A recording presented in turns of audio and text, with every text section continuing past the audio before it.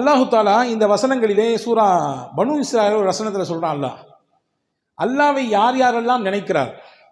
நாம் நினைக்கிறோம் மனிதர்களாகி நாம் மட்டும்தான் நினைக்கிறோம் என்று, நாம் மட்டும்தான் அல்லாவை தஸ்பீஹ் செய்கிறோம் என்று. அல்லாஹ் சொல்கிறான், வ இம் மின் ஷைஇன் இல்லா யுஸப்பிஹு பிஹம்திஹி வலாக்கின் லா தஃப்கஹூன தஸ்பீஹஹும். உலகத்தில் இருக்கக்கூடிய எல்லா உயிரினங்களும் எல்லாமுமே அல்லாவை துதிக்கிறது, அல்லாவை தஸ்பீஹ் செய்கிறது.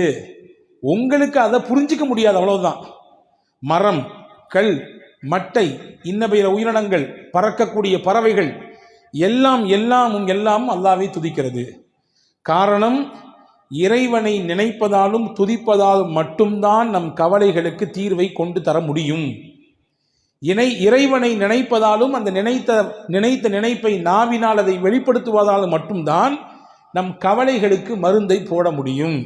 எனவே உலகத்தில் மனுஷன் மட்டும் இல்லை, எல்லா உயிரினங்களும் துதிக்கிறது என்று அல்லாஹ் சொல்கிறான். உங்களால் புரிஞ்சிக்க முடியாது சில விஷயத்தை. பறவை கத்துதுன்னு நீங்கள் நினைப்பீங்க, ஆனால் அது தஸ்பீஹ் செய்து. மீன் அப்படியே தண்ணிக்குள்ளே நீந்தி போகிறது, ஒரு சின்ன சின்ன சத்தங்கள் வருகிறது, அது நீந்தும் பொழுது வருது சத்தம் என்று நீங்கள் நினைப்பீங்க, ஆனால் அது தஸ்பீஹ் செய்யலாம். இப்படி உலகத்தின் ஒட்டுமொத்த உயிரினங்களும் அல்லாஹ்வை துதிப்பதினாலே சாந்தி அடைகிறது என்று அல்லாஹ் அல் குர்ஆனிலே சொல்கிறான். அன்பர்களே, நாமும் அல்லாஹ்வை ஒவ்வொரு நாளும் நினைக்க வேண்டும். ரமதான் மட்டும் நினைக்கக்கூடியவர்கள் அல்ல நாம், ரஹ்மானை நாள் முழுக்க நினைக்க வேண்டும். ரெண்டே விஷயத்தை தான் இன்னைக்கு சொல்ல போகிறேன். ரெண்டு செய்தி தான். காலையில் நினைக்க வேண்டிய சில வார்த்தைகள், இரவு படுக்கும் பொழுது நினைக்க வேண்டிய ஒரு வார்த்தை. இதை மட்டும் உள்வாங்கி கொண்டு இங்கிருந்து இன்றைக்கு நகருவோம். இது ஒரு ரொம்ப உங்களுக்கு ஒரு பாசிட்டிவ் எனர்ஜியை கொடுக்கும் என்று நான் நம்புகிறேன். முதல் விஷயம் என்ன, இன்னைக்கு தியான கூடங்கள் நிறைய நடக்குது பார்த்தீங்களா? வாங்க, நாங்கள் ஒரு சில சொல்லித்தரோம், இவ்வளோ ஃபீஸு கட்டுங்க, ஒரு நாள் ஃபுல்லாக உட்காருங்க என்றெல்லாம் கூட்டிகிட்டு போய் தியான கூடங்கள் நடத்தி அவர்களுடைய அந்த சில கவலைகளுக்கு, கஷ்டங்களுக்கு, நெருக்கடிகளுக்கெல்லாம் தீர்வை சொல்வதை போன்று ஒரு கட்டமைப்பு இருக்குது. ஆனால் அப்படி தியான கூடம் நமக்கு தேவையில்லை. ஒரு தனியாக ஒரு இடத்துல உட்கார்ந்து நாம் அல்லாஹ்வை கொஞ்ச நேரம் நமக்கு தெரிந்த திக்ருகளை சொன்னால் போதுமானது. மனதிற்கு தானாக நிம்மதியையும் அமைதியையும் அல்லாஹ் தந்து விடுவான். தஃப்சீர் குர்துபி என்று ஒரு நூல் இருக்குது, திருக்குர்ஆனுடைய விரிவுரைகளிலே பல விரிவுரைகள், அதிலே இது ஒன்று. அந்த விரிவுரையிலே ஒரு செய்தி இருக்கிறது.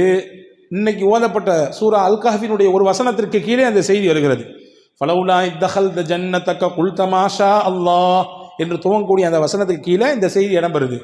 என்ன செய்தி அப்படின்னா, யார் ஒருத்தர் டெய்லி காலையில் 4 தஸ்பீஹ் செய்கிறாரோ அல்லாஹ் 4 விதமான பாதுகாப்பு அந்த மனுஷனுக்கு தருவான்.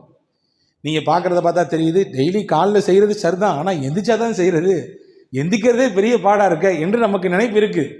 ஆனால் இந்தந்த பிரச்சனைகளிலிருந்து நாம் வெளியே வர வேண்டும் என்றால் நிச்சயம் எந்திரிக்க வேண்டும், சொல்லியாக வேண்டும். 4 தஸ்பீஹ் என்னவெல்லாம் அது? முதல் விஷயம் என்ன, மனிதனுக்கு மிகப்பெரிய ஆபத்தை தரக்கூடிய வஸ்துக்களிலே ஒன்று கண்பாடு. கண் இருக்குல்ல, ஒருத்தர் பார்க்கக்கூடிய பார்வையினால் பிரச்சனை வரும். நீங்கள் சொல்லலாம், கண்ணெலாம் சும்மாங்க, அதெல்லாம் யார் நம்புவா அப்படின்னு சொல்லலாம். ஹதீஸிலே வந்திருக்கிறது, ஸஹல் இப்னு ஹனீஃப் என்று சொல்லக்கூடிய ஒரு நபி தோழர், ரொம்ப பார்க்கறதுக்கு நல்ல வசீகர தோற்றம், பார்க்க ரொம்ப அழகாக இருப்பார். அந்த தோற்ற பொலிவு அப்படியே கண்ணை கவரக்கூடிய விதத்திலே இருக்கும். அவர் ஒரு நாள் திறந்த வெளி குளியல் அறையில் நின்று குளித்து கொண்டிருந்தார். திறந்த வெளி குளியல் அறை, அந்த வழியாக ஒருத்தர் வந்தார். அவருக்கு பேர் ஆமிர் இப்னு ரபியா. அவரை பார்த்த உடனே, இந்த மாதிரி ஒரு பேரழகரை நான் உலகத்தில் பார்த்ததே இல்லையே, இம்புட்டு அழகா இருக்கிறாரு என்று அப்படி ஏங்கி சொன்னார். சொன்னி முடிச்சது தான் தாமதம். குளித்து கொண்டிருந்த அந்த ஸஹல் இப்னு ஹனீஃப் என்று அப்படி பொத்துன்னு மயக்கம் போட்டு கீழே விழுந்துட்டார். கீழே விழுந்தா மூச்சு பேச்சு இல்லை, எந்திரிக்க மாட்டேங்கிறாரு. சுற்றி இருந்தவங்களாம் என்னென்னமோ செஞ்சு பார்க்குறாங்க, ஒன்றும் கதை நடக்கலை. நேராக தூக்கிட்டு ரசூலுல்லாஹ்ட்ட போயிட்டான். யார் ரசூலுல்லாஹ், குளிச்சுட்டு இருக்க தமான கீழே விழுந்துட்டாரு, ஒன்றும் மூச்சு பேச்சு இல்லாமல் கிடக்கிறாரு, என்னாச்சு ஏதாச்சும் தெரியல. ரசூலுல்லாஹ் விசாரிச்சாங்க, என்ன நடந்துச்சுன்னு கேட்டாங்க. இங்கே மாதிரி அந்த சைடில் ஒருத்தர் வந்தார், அவர் பேர் ஆமிர் இப்னு ரபியா. அவர் இப்படி சொன்னார், இவருடைய அந்த அழகை பாட்டு, தோற்றத்தை பாட்டு, இப்படி அழகாக இருக்கிறாரு அப்படின்னு சொன்னார். அப்படின்னு சொன்ன உடனே ஸல்லல்லாஹு அலைஹி வஸல்லம் அங்கே நமக்கு எல்லாத்துக்கும் சேர்த்து ஒரு பாடம் சொல்லி தந்தாங்க. என்ன தெரியுமா சொன்னாங்க? மன் ரஆ ஷையன் ஃபஅஜபஹு ஃபகால மாஷா அல்லாஹ் லா குவத இல்லா பில்லா. உங்களுக்கு ஏதாவது பிரமிப்பை தரக்கூடிய விஷயத்தை நீங்க பார்த்தீங்கன்னா என்ன சொல்லுங்க? மாஷா அல்லாஹ் லா குவத இல்லா பில்லா, இப்படி சொல்லுங்க. இப்படி சொன்னீங்கன்னா உங்களுக்கு பிரமிப்பை தரக்கூடிய விஷயம் உங்களுக்கு நடந்தா நீங்க சொல்லுங்க, அல்லது நமக்கு தெரியும்ல, நம்மள்ட்ட இது அழகா இருக்குது, இன்னைக்கு போட்டிருக்க ட்ரெஸ் நல்லா இருக்குது, நம்ம வாங்கியிருக்கக்கூடிய கார் நல்லா இருக்குது, நம்ம வச்சிருக்கக்கூடிய பைக் நல்லா இருக்குது, நம்ம கட்டியிருக்கக்கூடிய வீடு நல்லா இருக்குது அப்படின்னு நமக்கு தெரியும். நீங்க எல்லாம் முடிச்சு இந்த விஷயத்தை செஞ்சிருங்க. மாஷா அல்லாஹ் லா குவத்த இல்லா பில்லா இப்படி சொல்லிட்டீங்கன்னா என்ன நடக்கும்? கண் பாடிலிருந்து என்ன பிரச்சனை ஏற்படுமோ அதெல்லாம் ஏற்படாது. கண்ணினால் என்ன பிரச்சனை ஏற்படுமோ அது ஏற்படாது. இதை சொல்லிவிடுங்கள் என்று பெருமானா ஸல்லல்லாஹு அலைஹி வஸல்லம் சொல்லிட்டு அடுத்து நடந்தது தான் செய்தி. இந்த ஆமீர் பின் ரபியாவை பக்கத்தில் கூப்பிட்டு அவரை ஒது செய்ய சொன்னாங்க. தண்ணீரை வச்சு ஒது செய்ய சொன்னாங்க. அவருடைய முகம், கை, கால் எல்லாத்தையும் கழுகினார். ஒரு அறிவிப்பிலே வந்திருக்கு, அவருடைய உடலை முழுக்க கழுக சொன்னார்கள். கழுகி அந்த தண்ணீரை தூக்கி அந்த படுத்து கிடந்தார், மூச்சு பேச்சு இல்லாமல் அவர் மேலே அப்படி ஊற்றி விட்டாங்க. டபார்னு முடிச்சுட்டாரு. மற்ற தண்ணியெல்லாம் அடித்து பார்க்குறாங்க, முடிக்கல. இவருடைய உடம்பிலிருந்து பட்டு வந்த நீரை தூக்கி ஊற்றினார்கள். மயங்கி கிடந்த அந்த ஸஹல் இப்னு ஹனீஃப் என்ற சஹாபி எழுந்தார்.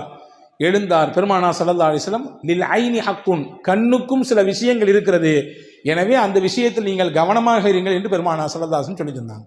எனவே தான் நம்முடைய முன்னோர்கள் எல்லாம் வீடுகளுக்கு முன்னால் சில வாசகங்களை பொறித்திருப்பார்கள். வஹப் பின் முனப்பஹ் என்று சொல்லக்கூடிய மிகச்சிறந்த மார்க்க அறிஞர்களில் கட்டுப்பட்ட தாபீன்களுடைய வரிசையில் வரக்கூடியவர், அவருடைய வீட்டுக்கு முன்னாடி எழுதி போட்டிருப்பாராம். என்ன இதை? மாஷா அல்லாஹ் லா குவத்த இல்லா பில்லா. ஏன் எழுதி போட்டிருக்காரு?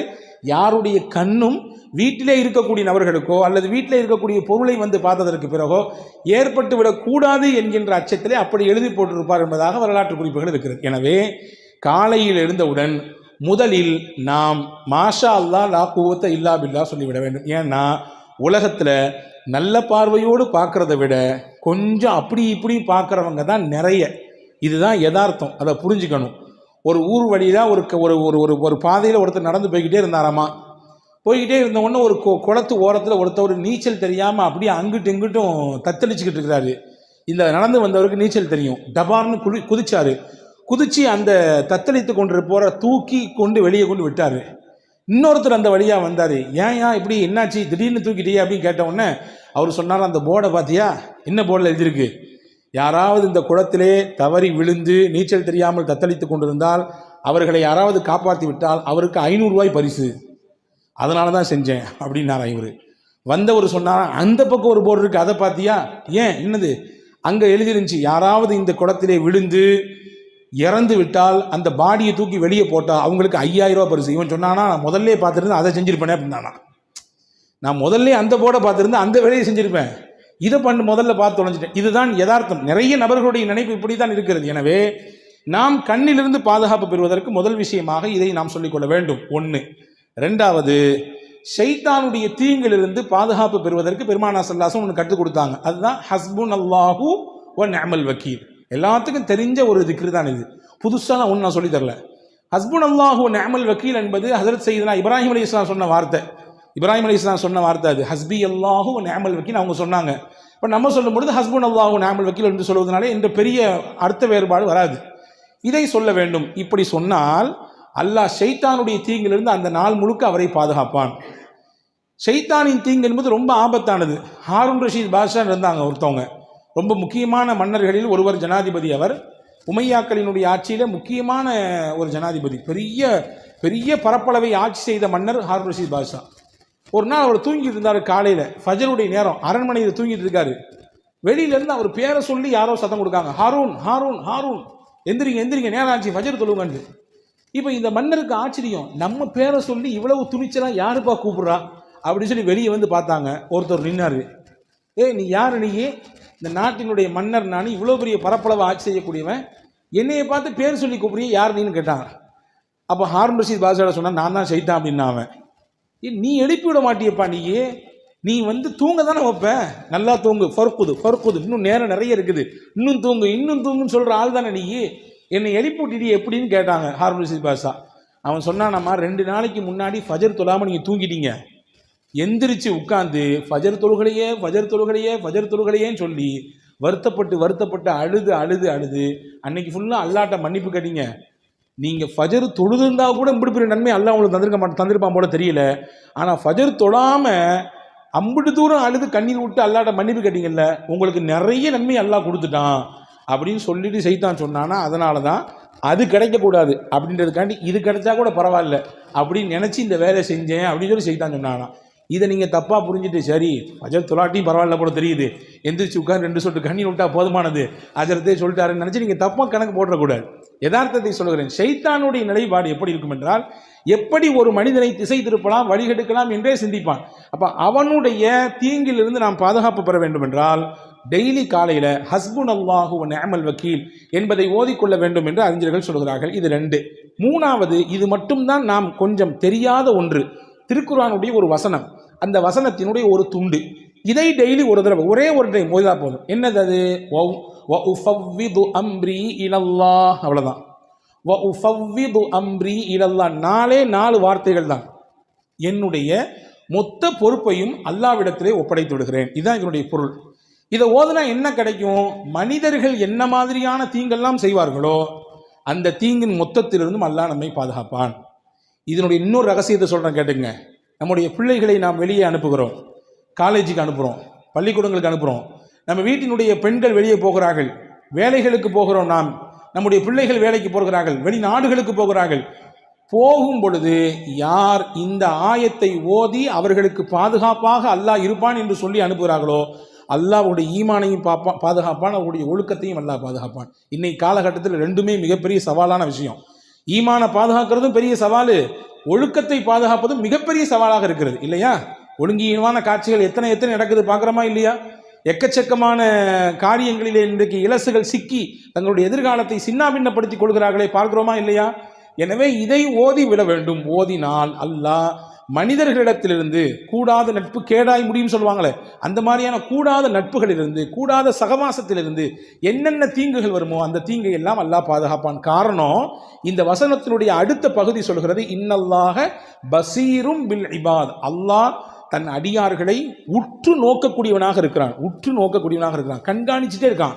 இப்போ இதை நீங்கள் ஓதுனீங்கன்னா நிச்சயமாக அல்லாஹ்வின் வளையத்திற்குள்ளே நாம் இருப்போம். நாம் யாரை வெளியே அனுப்புகிறோமோ அவர்கள் இருப்பார்கள். இது 3வது. 4வது விஷயம் என்ன? காலைல எந்திரிச்சவன சொல்ல வேண்டியது, ஹதரத் சையதுனா யூனுஸ் அலைஹிஸ்ஸலாம் சொன்ன ஒரு கலிமா. என்ன கலிமா அது? சொல்ல தானே நீங்கள் இருக்கிறீங்க, நீங்கள் சொல்லிதாங்க என்று நீங்கள் கேட்கறது புரியுது. லா இலாஹ இல்லா அன்த சுபஹானக இன்னி குன்து மினல் ஸாலிமீன். இது ஒரே ஒரு தடவை காலை ஓதினால் என்ன கிடைக்கும்? இன்னைக்கு உச்சகட்டமான நோயாக இருக்கக்கூடிய எல்லாத்துக்கும் இருக்கு, சின்ன பிள்ளையிலிருந்து வயசான பெரியவங்களே இருக்குது. என்ன? கவலை கவலை கவலை, எதையாவது நினைச்சு கவலை, எதையாவது நினைச்சு புலம்பல் இல்லையா? அந்த கவலைகளிலிருந்தெல்லாம் அல்லாஹ் தஆலா வெளியே கொண்டு வருவான் மனிதனை. ஹஜ்ரத் யூனுஸ் அலைஹிஸ்ஸலாமுக்கும் கவலை இருந்தது. அல்லாஹ் குர்ஆனிலே சொல்கிறான், வ கதாலிக நுன்ஜில் முஃமினீன். ஹஜ்ரத் யூனுஸ் அலைஹிஸ்ஸலாம் மீன் வயிற்றுக்குள்ளே இருந்தார்கள், ஒரு விஷயம் செய்யக்கூடாது, அதை செய்தார்கள். அல்லாஹ் ஒரு சின்ன மாற்றத்தை கொடுக்க நினைத்தான், மீன் வயிற்றுக்குள்ளே வைத்தான். 40 நாட்கள் இருந்தார்கள். அவர்கள் 3 இருளிலே சிக்கி இருந்தார்கள். கடலின் ஆழம், கடல், இன்னொன்று மீன் வயிறு. அங்கே இருந்து கொண்டுதான் இந்த கலிமாவை ஓதினார்கள். அல்லாஹ் சொல்லுகிறான், இந்த கலிமாவை மட்டும் யூனுஸ் ஓதாமல் இருந்திருந்தால் அவர் அதே மீன் வயிற்றுக்குள்ளே கியாமத் வரை இருந்து போயிருப்பார், மறுமை வரை அந்த மீனுக்குள்ளேயே இருந்து போயிருப்பார் என்று அல் குர்ஆனிலே சூரா சாஃபாத்திலே அல்லாஹ் சொல்லுகிறான். இப்போ என்ன சொல்ல வரேன்னா, அல்லாஹ் சொல்றான், ஃபனஜ்ஜைனாஹு மினல் கம். அந்த யூனுஸை இந்த கலிமாவின் மூலமாக அவருடைய கவலையிலிருந்து நாம் வெளியே கொண்டு வந்தோம், அவருடைய ஸ்ட்ரெஸ்லேருந்து நம்ம வெளியே அவரை தூக்கிட்டு வந்தோம் நல்லா சொல்கிறான். அதற்கு ரசூல் ஸல்லல்லாஹு அலைஹி வஸல்லம் சஹாபாக்களுக்கு சொல்லி கொடுத்தாங்க, இதை நீங்களும் ஓதுங்கன்னு சொன்னாங்க. இப்போ சஹாபாக்கள் கேட்டாங்க, யார் ரசூலுல்லாஹ் இதை ஓதுனா என்ன கிடைக்கும்? அல்லாஹ் சொல்றது உங்களுக்கு தெரியலையா? கதாலிக நுன்ஜில் மூமினீன், அவ்வாறே மூமின்களையும் நாம் பாதுகாப்போம், மூமின்களுக்கும் கவலையிலிருந்து வெளியே கொண்டு வருவோம் என்று அல்லாஹ் சொல்றானே, அது உங்களுக்கு புரியலையான்னு கேட்டாங்க ஸல்லல்லாஹு அலைஹி வஸல்லம். எனவே கவலையிலிருந்து வெளியே வருவதற்கான மிகச்சிறந்த மருந்தாக கலிமே யூனுஸ் அலைஹிஸ்ஸலாம் ஓதி இந்த கலிமா இருக்கிறது. ஆக இந்த 4 விஷயத்தையும் டெய்லி காலையில் செய்துவிட்டால் அல்லாஹ்வின் அருளால் 4 விதமான பாதுகாப்பை நம்மால் பெற்றுக்கொள்ள முடியும். முதல்ல சொல்லிட்டா ரீவைண்டிங் பண்ணட்டுமா? முதல் விஷயம் என்ன என்றால், கண் பாடிலிருந்து பாதுகாப்பு பெறுவதற்கு மாஷா அல்லாஹ் லா குவத்த இல்லா பில்லா, ஷைத்தான் புறத்திலிருந்து அவனுடைய கேடுகளிலிருந்து பாதுகாப்பு பெறுவதற்கு இப்ராஹிம் அலைஹிஸ்ஸலாம் ஓதிய ஹஸ்புன் அல்லாஹ் வ நிஅமல் வக்கீல். 3வது, மனிதர்களின் தீங்கிலிருந்து நமக்கு பாதுகாப்பு கிடைப்பதற்கு, நம் பிள்ளைகளின் ஒழுக்கமும் அவர்களுடைய ஈமானும் பாதுகாப்பு பெறுவதற்கு குர்ஆனினுடைய வசனமாக இருக்கிற வ உஃபவ்விது அம்ரி இலல்லாஹ். 4வது, கவலை, நெருக்கடி, கஷ்டம் இதுவெல்லாம் நீங்குவதற்கு ஹஜ்ரத் யூனுஸ் அலைஹிஸ்ஸலாம் ஓதுன லா இலாஹ இல்லா அன்த சுப்ஹானக இன்னி குன்து மினல் ஸாலிமீன். இது காலையில் செய்ய வேண்டிய 4 விஷயம். நைட்டு செய்ய வேண்டிய 4 விஷயம் ரொம்ப சிம்பிள். ஹஜ்ரத் ஃபாத்திமா அலைஹிஸ்ஸலாமுக்கு ரொம்ப உடம்பு வலி, வீட்டில் வேலை செஞ்சு செஞ்சு செஞ்சு கையெல்லாம் அப்படி காய்ச்சி போச்சு. ஹஜ்ரத் ஃபாத்திமா ரலியல்லாஹுடைய கணவனார் ஹஜ்ரத் அலி சொன்னாங்க, உங்கள் அத்தாவை போய் பாருங்களேன், யாராவது ஹாதிமீன்கள் ஊழியர்கள் உங்களுக்கு பணியாளர்கள் இருந்தால் அவங்களுக்கு ஹெல்ப் பண்ணுறதுக்கு தருவாங்கல்ல அப்படின்னு சொன்ன உடனே ஃபாத்திமா அம்மா நேராக வீட்டுக்கு போனாங்க, ரசூல்லா வீட்டுக்கு. தான் வாப்பாட்ட பேசலான்னு போனாங்க, அத்தா அங்கே இல்லை, அம்மா தான் இருந்தாங்க, ஆயிஷா அம்மா இருந்தாங்க. என்னம்மா புள்ள வந்திருக்கேன்னு கேட்டாங்க ஆயிஷா அம்மா. ஹஜ்ரத் ஃபாத்திமா அம்மா சொன்னாங்க, இதுதான் கதை, கையெல்லாம் காய்ச்சி போச்சு, வீட்டில் ஆள் இல்லை ஹெல்ப்புக்கு, ரொம்ப கஷ்டமாக இருக்குன்னு சொன்ன உடனே ரசூலுல்லாஹ்ட்ட சொல்லி ஏதாவது பணியாளர் கிடைத்தால் நன்றாக இருக்குமே என்று கேட்டுவிட்டு போக வந்தேன். வாப்பா இல்லைம்மா, வந்த உடனே நான் கதையை சொல்கிறேன். ஹஜ்ரத் ஃபாத்திமா போன பின்னாடி ரசூலுல்லாஹ் கொஞ்ச நேரம் பின்னாடி வந்தாங்க. ஹஜ்ரத் ஆயிஷா அம்மா கதையை சொன்னாங்க. ரசூலுல்லாஹ் வீட்டில் கூட உட்காரல, மகளாச்சே, ரொம்ப பிரியமான பிள்ளையாச்சே, கிளம்பி நேராக போயிட்டாங்க. ஹஜ்ரத் ஆயிஷா அம்மா ஹஜ்ரத் ஃபாத்திமா அம்மா வீட்டுக்கு போயிட்டாங்க. ஃபாத்திமா ரலியல்லாஹு தஆலா அன்ஹா அவர்களும் அலி ரலியல்லாஹும் கட்டில் இருக்கிறார்கள். ரசூலுல்லாஹ் 2 பேத்துக்கு நடுசுல போய் உட்காந்துட்டாங்க. உட்காந்துட்டு சொன்னாங்க, உங்களுக்கு பணியாளர் கேட்பதாக நீங்கள் கேட்டதாக வந்த செய்தி எனக்கு வந்துச்சு, நான் அதை விட சிறப்பான ஒன்றை உங்களுக்கு சொல்லித்தரேன். டெய்லி நீங்கள் இதை ஃபாலோ பண்ணீங்கன்னா உங்கள் உடலில் எவ்வளவு பெரிய களைப்பு இருந்தாலும், எவ்வளவு பெரிய சோர்வு இருந்தாலும், மனசில் எவ்வளவு பெரிய பாரம் இருந்தாலும், உடலுக்கும் மனதிற்கும் சேர்த்து ரசூலுல்லாஹ் சொன்னாங்க. வேலை செஞ்சு செஞ்சு உடல்லாம் டயர்டாக இருக்குது, அல்லது நீங்கள் ஏதோ ஒரு மன உளைச்சலில் போய் சுற்றிக்கிட்டே இருக்கிறீங்க, நைட்டு தூங்க வர்றீங்க, ஹஜ்ரத் ரசூல் சொன்னாங்க, இதை செஞ்சீங்கன்னா 2 விதமான கவலையும் 2 விதமான பாரத்தையும் அல்லாஹ் போக்குவான். என்னெல்லாம் செய்யணும்? சுபஹானல்லாஹ் 33 தடவை சொல்லுங்க, அல்ஹம்துலில்லாஹ் 33 தடவை சொல்லுங்க, அல்லாஹு அக்பர் 34 தடவை சொல்லுங்க. இதுதான் உங்களுக்கு பெஸ்ட். எதை விட நீங்கள் கேட்டு வந்தீங்கல்ல பணியாளர் இருந்து உங்களுக்கு ஹெல்ப் பண்ணால் கொஞ்சம் வேலை பளு குறையும் நினைக்கிறீங்க, அப்படி தானே? வேலையில் கொஞ்சம் பளு குறையும், கொஞ்சம் ரிலாக்ஸாக இருக்கலான்னு. இல்லை, உங்கள் வேலையை நீங்களே செய்யுங்க, உங்களுக்கு ஹெல்ப்பர்லாம் தேவையில்லை. எவ்வளவு பெரிய வேலை செஞ்சு நீங்கள் தயாரானாலும் வந்து நைட்டு படுக்கும்போது இதை ஓதிட்டு படுங்க. அல்லாஹ் பணியாளரை விட சிறந்த ஒரு மருந்தை இதன் மூலமாக உங்களுக்கு தருவான், மனதிற்கும் தருவான், உடலுக்கும் தருவான் என்றார்கள் அருமை நாயகம் ஸல்லல்லாஹு அலைஹி வஸல்லம். எனவே காலையில் 4 வார்த்தை, இரவு தூங்கும் பொழுது 3 வார்த்தை, மொத்தம் ஒரு நாளைக்கு 7 தஸ்பீஹ் தான். ஓதி பழகி பாருங்கள், நிச்சயமாக உங்களுக்கும் சேர்த்து என்னோடு சேர்த்து எனக்கும் நான் சொல்லிக் கொடுக்கிறேன், பெரும் மாற்றத்தை நம் வாழ்க்கையில் பார்க்க முடியும்.